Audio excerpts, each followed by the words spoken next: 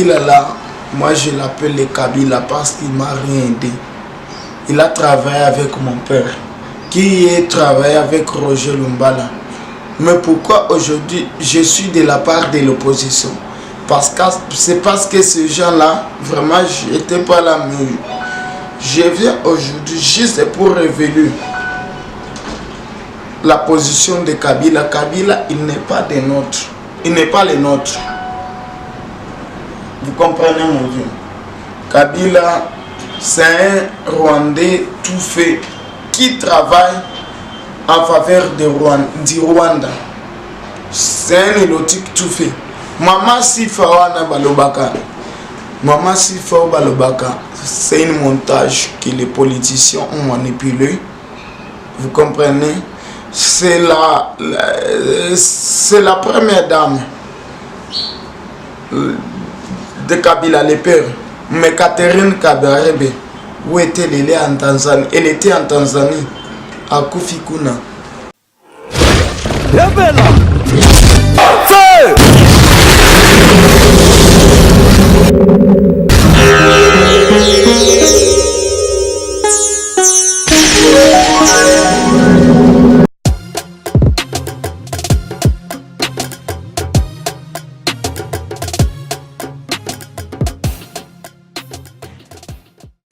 Chers téléspectateurs de cette émission, Moto sur Congo Veragis Télévision, donc je salue mon boss jusqu'à le Kofé, na maman Vera Moyo, en tout cas, Moto la Nebele Gadit, Makabe, la Pécho Mote, Kiki wa Maya, le vieux nous dit.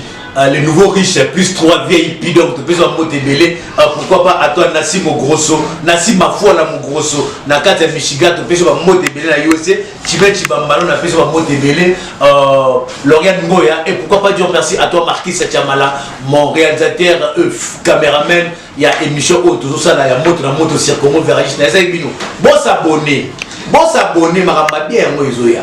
Na moto, donc nous avons la choix. Choix le les athées, donc les autres, Melibino moto, mon oyo, ça moi, Tokosola, moi, mon cœur, pour ma campagne politique, na vie sur le Congo. Et là, on dit Tokobeta pour ma solo politique à Congo. Tokotunaye, c'est la machine à voter, et sur le candidat aux élections, il y a un Moganadiso. Il est là, il va se présenter. Moi, je l'appelle, c'est un juriste, je l'appelle toujours, c'est un juriste. Donc, prochainement, qui est Mougaro. Je dis bien merci à toi l'impératrice et la Donia, donc ma mot de la Bine Belé, je tourne déjà pour dire bonjour à mon invité. Bonjour mon vieux. Comment ça va? Oui, ça semble bien. Moi c'est bienvenu. Biamou Mugalou. Bienvenue. Biamou Mugalou. Ok, merci beaucoup, bienvenue. J'aimerais bien que non, ma question est dans la même minute, tout sur le monde à mon poussé. Tout le monde nous représenter ma candidat au bazar dans l'élection au Congo. En tout cas, pour nous en pleine élection où il y a tour où il y a né où ils animent pour nous. Est-ce que Eko Salima, je suis passé, c'est entre guillemets, mais non poussé.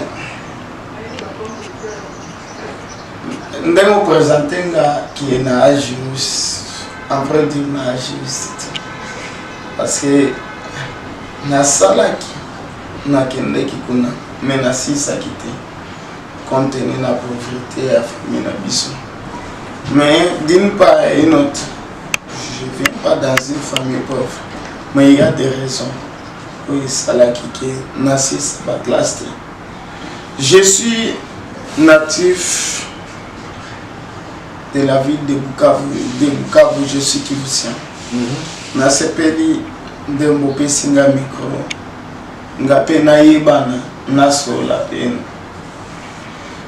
Mais compte tenu de la question de mon journaliste, est-ce que la question que je te posais, est-ce que tu sais que l'élection est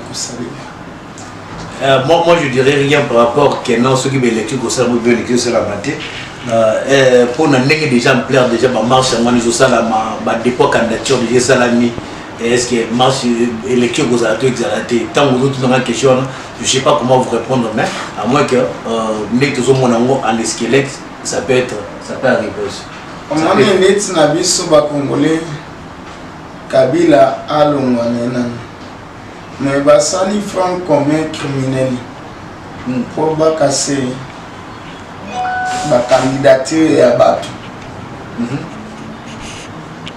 omoni soki moto osala bato atia basingage les garde-fous Kabila ana posa okende te somo ya Sadek otikolekana na mibika la minute.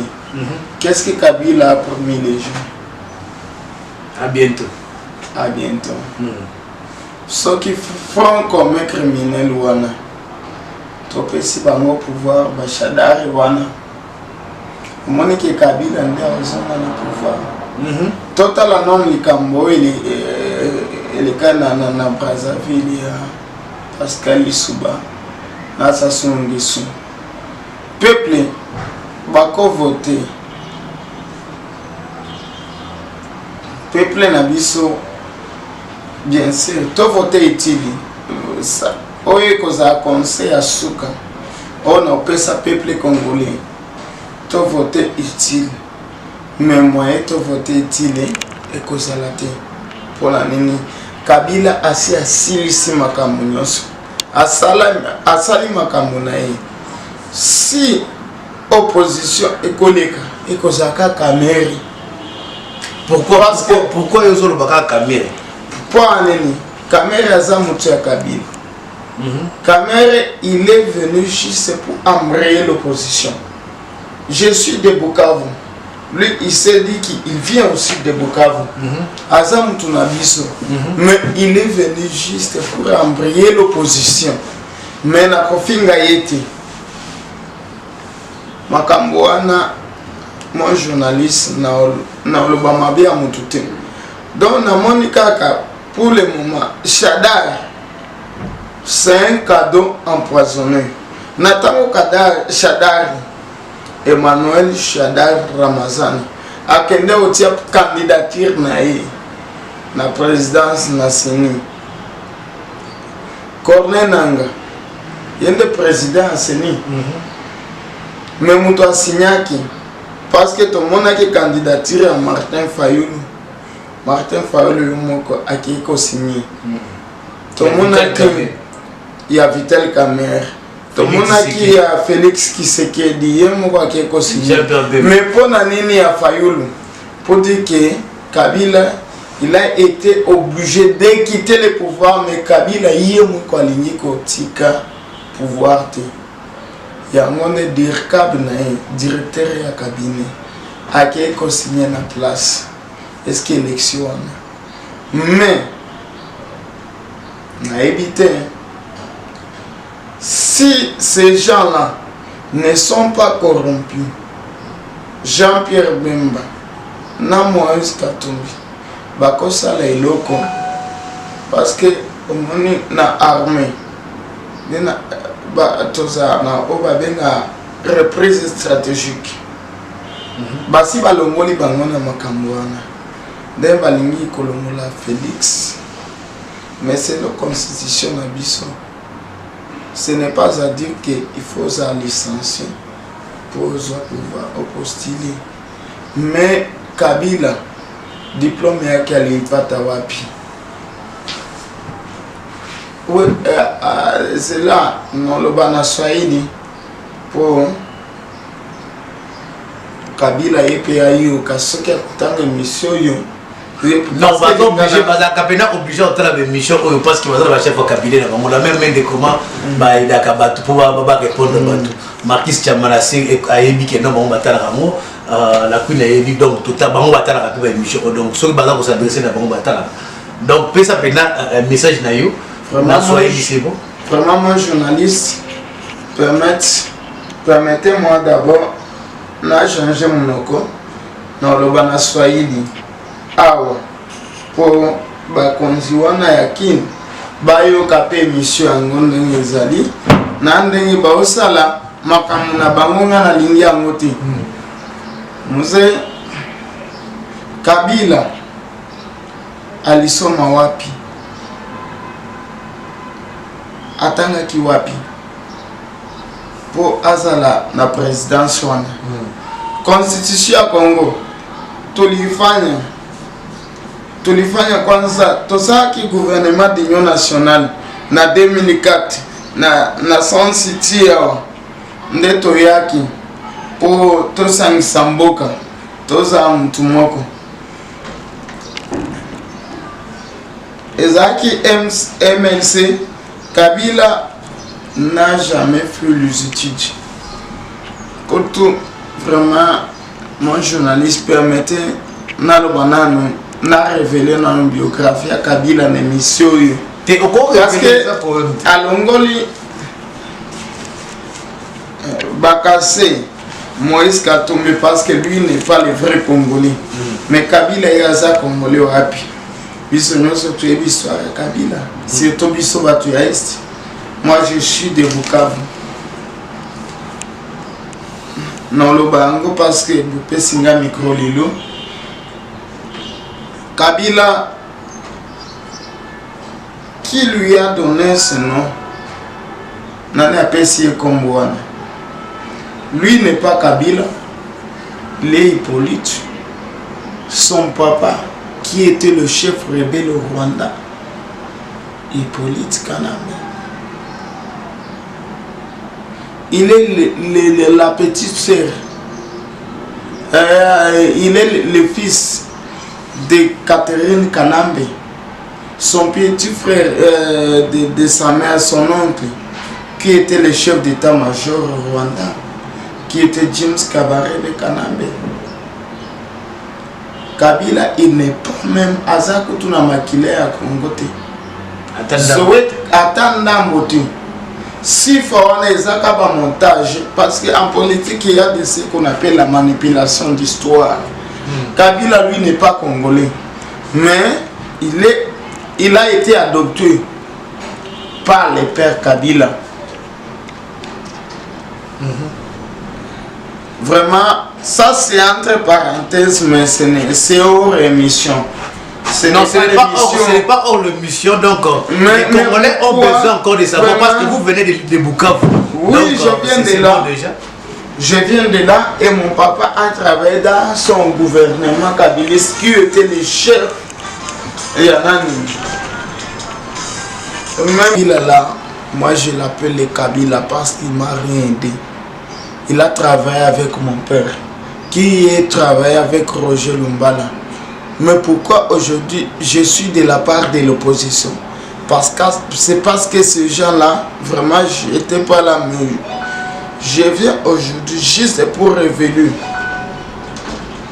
la position de Kabila. Kabila, il n'est pas des nôtres. Il n'est pas les nôtres. Vous comprenez mon Dieu? Kabila, c'est un Rwandais tout fait qui travaille en faveur du Rwanda. C'est un élotique tout fait. Maman Sifawana Balobaka. Maman Sifawana Balobaka, c'est un montage que les politiciens ont manipulé. Vous comprenez? C'est la première dame de Kabila, le père. Mais Catherine Kabarebe, où était-elle en Tanzanie? Elle était en Tanzanie, à Kofikuna. Mais pour Nanini Bolongo la Moïse Katumbi na Makambouana, soit en disant que lui n'est pas congolais. Pour na Makambouana, Bolinga Balongo la Nani, Félix Tshisekedi, en question de faux diplôme. Mais c'est la constitution na biso basalaki. Nani a lobby qui pose la candidat à la présidence, il faut ça en licence. Kabila atanga ki wapi. Wana nyoso, juste c'est pour écarter les Congolais. Shadari a sepe la kina mukulango, c'est que alienda, je akende ko pitia candidature nae, même to asinyaki ezaki nemi, dikabi directeur cabinet ya Kabila. Shadari a sali fête nanda kone na Gombe. Shadari a sala qui fait, donc lui il est sûr certain que a koleka. Mais ba olia yi. FCC wana front commun congolais eza front criminel. Eza front ya ba criminel basangani bango nyonso. Basali front ezala ki AMP. Alliance pour la majorité présidentielle va changer combo éthique front commun criminel. Mais pour le moment, Martin Fayoulou, na Félix Tshisekedi, base à la sage. Au moins il n'a pas de opposition. Je suis de Bukavu. Ne quoi Bukavu? Nasema hiki Kiswahili siku ya leo. Je parle ceci. Vital Kamerhe, il n'est pas de chez nous. Bien qu'il peut s'appeler qu'il vienne de Bukavu, il est mouchi parce que moi je suis mouchi. Mais il fit parmi les gens au bazar qui n'a complicité et à Boumachebea, Yakobo Mao, combattant Moussou Tikoku Fanani. La personne qui est comme Bato Ebele. On parle. Ces gens-là, ils sont les gens de Kabila. De la part de l'opposition, donc Kabila a eu Kababa stingage nae, bagarre de fou nae, pour soit de la part de l'opposition, si la communauté internationale lui force de quitter le pouvoir. Donc, de la part de l'opposition, il faut qu'il y ait quelqu'un Oyo à protéger. Vraiment, si Tshisekedi pouvait passer de cette part, ce qui vraiment Tshisekedi a ça mutuna été kutuba ebaniti, mais bolinga basomba ye parce que Tshisekedi na minute on ne to solo là ah si mana bango vipi. Donc pour le moment vraiment le peuple congolais, s'il s'agit de ce qui bakoki kosala, vraiment, token na élection, c'est le conseil n'a pas ça, Congolais. Vraiment, tokotanano, Mosengo, si soit Mosengo,